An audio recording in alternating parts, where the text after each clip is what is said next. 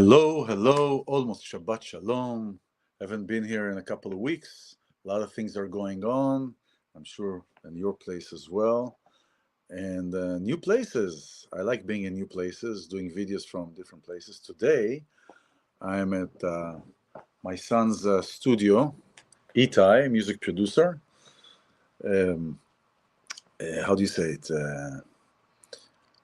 How do you say when I promote somebody? Plug in. There was a plug. There we go. There was a plug. Almost Shabbat Shalom. Hello, hello. So today I want to talk about about our gates, the pearl gates to heaven, or we'll get to that. So the portion today, which is Judges, and the portion starts with, and you will put תיתן שופטים ושוטרים בשעריך, and you will put judges and police officers in your gates. Now, back then, the entrance to the city was there was a wall, and then there was a gate. And if you've been to Israel and you went to Jaffa Gate, there is in the gate, as you enter the gate in Jerusalem, there is a small room. And in that room, they used to put judges because they wanted to make judges available to everybody. So the judges would decide between the common people if there is a problem, if there is an issue, if there is something that was something that needed to be resolved. So they would put judges in. There were judges in their room in the entrance of every city, and they would decide. But now, so the judges were making a decision, and then they needed a police officer to enforce or to execute the judgment in case the other side doesn't fulfill. Technically, what's supposed to be today. Today it's a little off the charts, but that's really the idea. The difference between judges and police officers, again, they are making the decision about something, and the police officers are executing. And the big things about this that he's talking about in the portion is about bribery. So don't take bribery as a judge, because the bribery will make you favor that person who bribed you. You can say, no, I'm going to judge automatically. I'm going to judge fairly and not going to be biased, but we can't help it. It's something that is in the nature where there is even in a tone of speaking to that person. So the bribery, שוחד יעוור עיני צדיקים ויסלף דברי, שוחד יעוור עיני חכמים ויסלף דברי צדיקים. You got it? All right. Now, meaning that the bribery will blind the eyes of those who are smart and will skew the words of the righteous. So it is really important when we make judgment.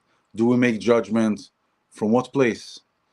From positive or from negative? And this is the story of what happened then. Of course, everything that is talked about in the Torah is a reflection of how we can implement it into our own life, into our own daily life. And so to bring it to ourselves, it says the way that it's talking in the Torah is talking in plural, but then it's talking b'she'arecha, in your gates, talking singular to the person. In our head, in the Kabbalah, we have, and we can see that, we have 7 gates in our head. We have 2 ears, we have 2 eyes, we have 2 nostrils, and we have 1 mouth.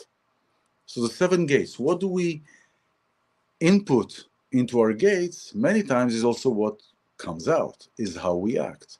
So if we're looking at our mouth, what we input, whether it is food, what food are we eating? And the note about that, in other lives where we're talking about don't sit a place where people sat, is because matter absorbs energy. A room, when we leave the house and we leave the house and we just leave frequency playing, 528 hertz, 528. We leave music playing. the matter absorbs the energy. The same thing with food. When whatever we eat has energy. Many people that don't eat meat, or vegans or vegetarians or whatever, one of the reasons of not eating meat, if we're looking at it from a spiritual level, is when the cattle is led to the slaughterhouse, they're in fear. They know exactly where they're going. So the fear releases this hormone into the meat, and then we consume the meat. We're consuming that fear. We're consuming that energy. So whatever we put inside, whether it is kosher or not kosher, but how the meat is prepared or how the food is prepared, is affecting our energetic body.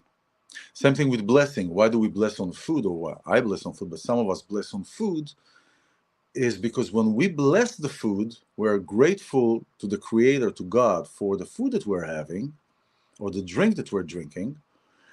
Then the food is in a way elevated, spiritual elevation to the food, and then we're eating it. So when we eat it, I have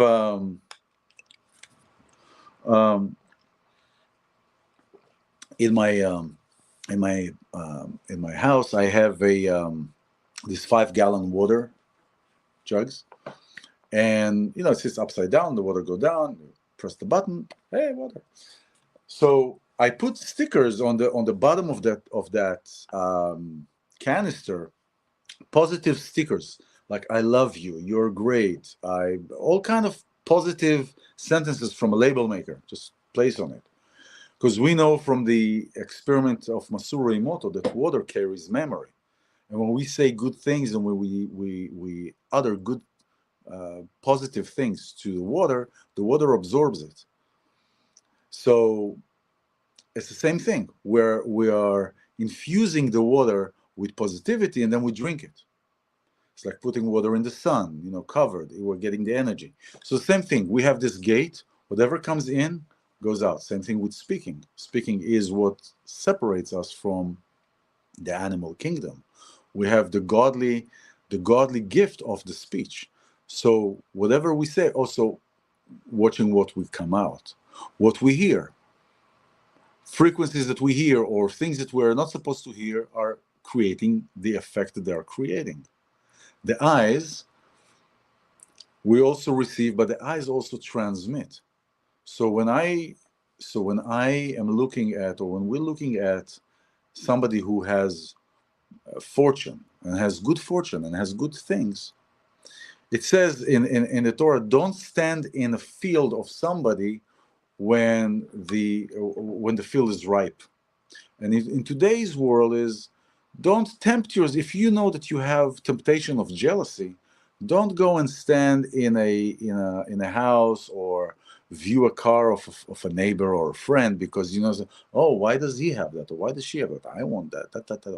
Because that is what we call ayin hara. That emits this energy, this negative energy that we have from the jealousy onto that person. So we are doing abracadabra, so to speak, right? Onto that. Also, if we don't intend to, but the energy goes out from our eyes. It's not just receiving. Smell. This is very important. Sometimes we go into a place and the smell is very vile, and we can't stand that. And what do we smell? So practicing positive input into our body, into our temple, so we can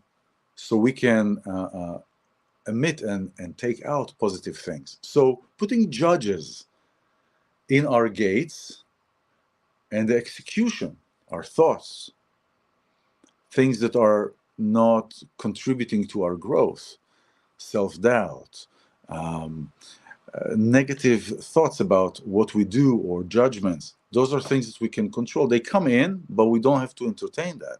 So we have the judge that says in the gate, comes at the gate, and if we don't want that, we call the police to get it out. So this is the gist of this weekend of Parashat Shoftim and of this time. We're now in retrograde. There's so many things that are happening. Also, this month is the month of Elul, We just entered the month of Elul, which is the month of love and the month of growing, because it is says that this is the time where the king goes down to the field. Yes, God is around us everywhere. But energetically, we have this opportunity now at the time where the gates are wider, open widely, to input positive and bring out positive. So be well, Shabbat Shalom, and I'll see you soon.